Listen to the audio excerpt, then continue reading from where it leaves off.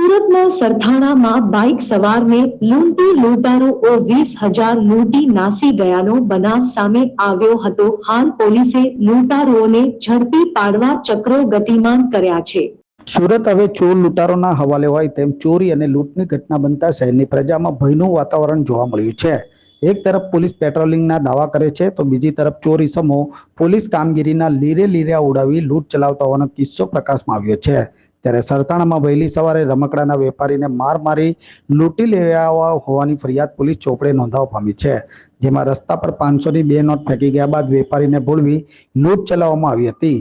Sarthana canal road Narayannagar godown ખાતે જતા રમકડાનો વેપારી પગપાળા નીકળ્યો હતો ત્યારે બાઇક પર ટ્રિપલ સવાર યુવકોએ ફરિયાદીને ઉભો રે કહી પકડવાની કોશિશ કરી હતી। ફરિયાદી ભાગીને સિલ્વર બિઝનેસ હબના વોચમેન પાસે પહોંચી ગયો હતો ત્યારે બાઇક પર બેસેલા 2 યુવકો તેના તરફ ધસી આવી મોબાઈલની માંગ કરી હતી।